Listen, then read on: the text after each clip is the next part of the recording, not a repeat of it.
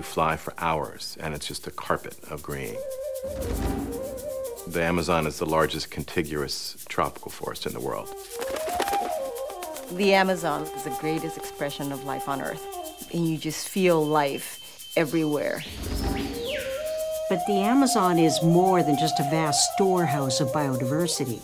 It plays a critical role in regulating global climate, holding massive amounts of carbon, and emitting 20% of the world's life-giving oxygen. 50% of the biomass of a tree is carbon. When you slash and burn, the carbon is released to the atmosphere. It's estimated between 10 and 15 billion tons of carbon every year. Or about the same amount released by every car, truck, bus, ship, and plane in the world. Today, nearly 1/5 of the rainforest has been cleared to feed global demands for commodities like timber, soy, and beef. Scientists fear that if we lose much more of the forest, we will reach a tipping point that will make the damage irreversible. The problem is that we don't know exactly where this tipping point is. It's not there yet, but we are very close, so we better stop this process and not wait to pay the bill. Until recently, there was little to stop the destruction of the Amazon. It was hard to get up-to-date information about deforestation. Few people understood the economic value of a standing forest. And some of the best stewards of the Amazon, indigenous tribes, had minimal land rights. But social entrepreneurs across the Amazon have been developing unique approaches and partnerships to save the forest. Some of the most successful are Martin van Hildebrandt of Gaia Amazonas, as well as Mark Plotkin and Liliana Madrigal of Amazon Conservation Team. When we started Amazon Conservation Team, we looked at the map of the Amazon. We saw that 25% approximately of the forest were in the hands of indigenous people. And so we saw a huge opportunity there to work and empower the people who made those forests their home. Amazon Conservation Team, or ACT, helped pioneer the use of mapping technologies with indigenous tribes. We've helped them map 70 million acres. This is a way that they can show the boundaries of their ancestral territories. One of these tribes was the Suruí, an indigenous people in Brazil whose land had come under threat. ACT introduced the Suruí to Google, which trained them to use Google Earth to help them tell their story and protect their land. Having a map that basically has their entire cultural DNA, you have a way of starting to negotiate with a government or a company that's trying to come in and use the resources that are in your territories. In neighboring Colombia, Martin van Hildebrandt started fighting for indigenous land rights in the mid-1970s. In the mid-1980s, the Colombian government appointed him head of indigenous affairs, providing an unprecedented opportunity. We soon realized that the first step that had to be taken was get the land. We went for the whole east of the Colombian Amazon. We went for 20 million hectares, and now we have 24 million hectares. That's 60 million acres of land, which is now actually owned by indigenous people, or about 1/5 of the entire country of Colombia. Together, ACT and Gaia Amazonas are showing that the best stewards of the forest are the people who live in it. But stopping deforestation requires more than just enabling indigenous tribes to protect their lands. In Washington, D.C., another social entrepreneur is working on bold new ways to make saving the forest as profitable as cutting it down. When we launched Forest Trends, we knew that the end game for forest conservation globally was when we could make the forest as valuable as all of the things that threaten the forest. It was exactly the kind of solution that could help tribes like the Suruí. Para nossa visão indígena, floresta é uma das papel que pode trazer a clima normal. Working with Forest Trends, the Sudoe learned that they could get paid for the carbon stored in their forest through a financial mechanism known as REDD+. REDD+ is one of several initiatives designed to reward people who reduce emissions from deforestation and degradation. It directs funds from countries that emit a lot of carbon to projects that conserve carbon. Sudoe would be compensated for all of their efforts over the last decades to preserve their forest in spite of the pressure to convert it. But the fight to preserve the forest on public land and in protected areas is only part of the Amazon story. The greatest threat of deforestation is now on private land. A case in point, the northeast Brazilian state of Pará, specifically the sprawling county of Paragominas, where by 2008, more than half of the rainforest had been cut down. Dezenas de serrarias, extração madeireira ilegal, não havia a preocupação ambiental. Era uma cidade em crescimento, mas em crescimento desordenado, sem buscar a sustentabilidade. Paragominas, in the 80s, was the place where you produce more timber in the whole world. 400 sawmills in the region, most of that operating illegally. But even worse than illegal logging was the damage caused by cattle ranching.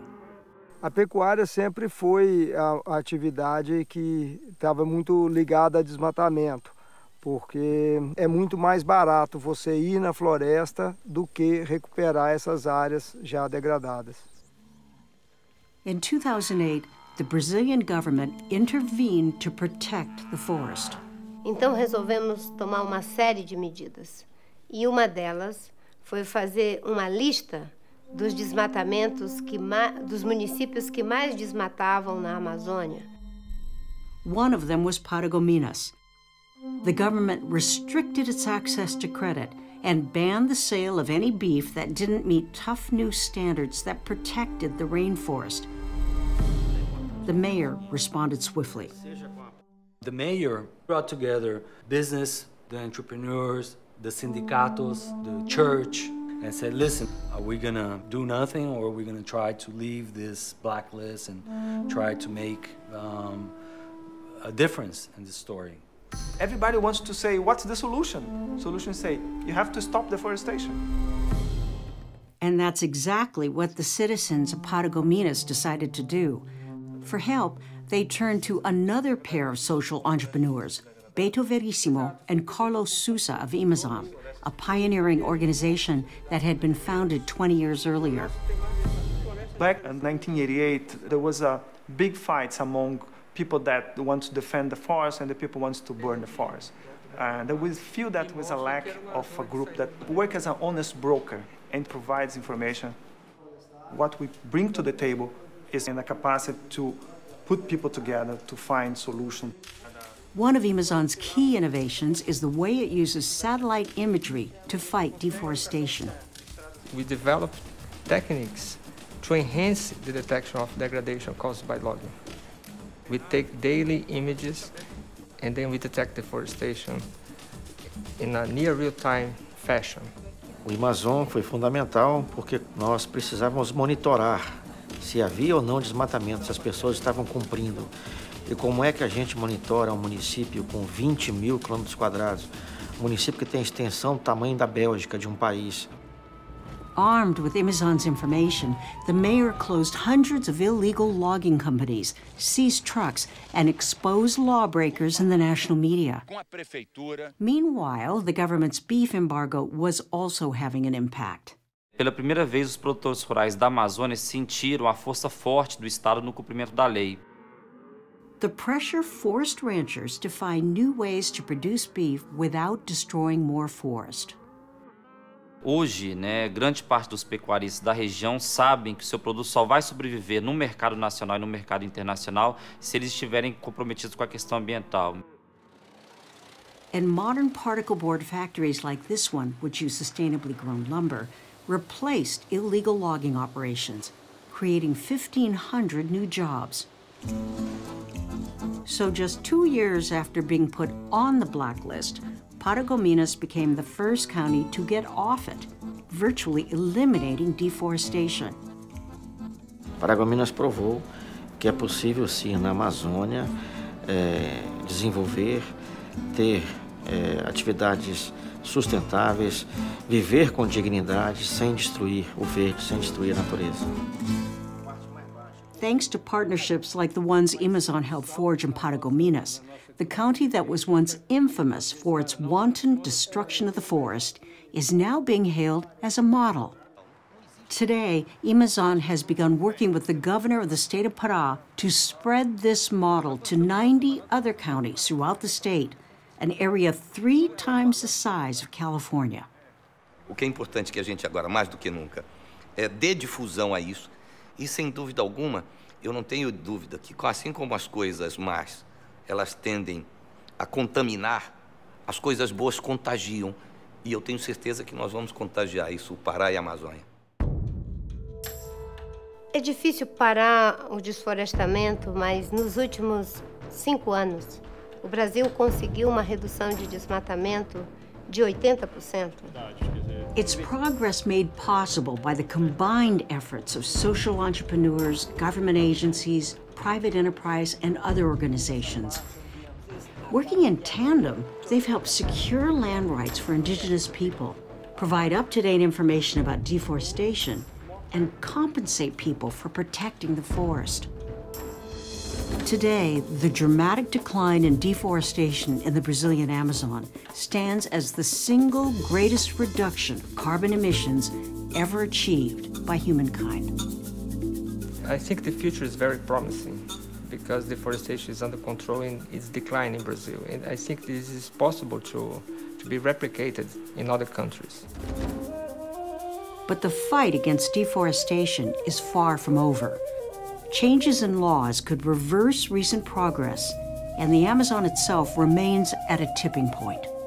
We know that we are running against time. The next 10 years is going to be critical. 10 years from now, I hope we can have 80% of the Brazilian Amazon territory covered by forests.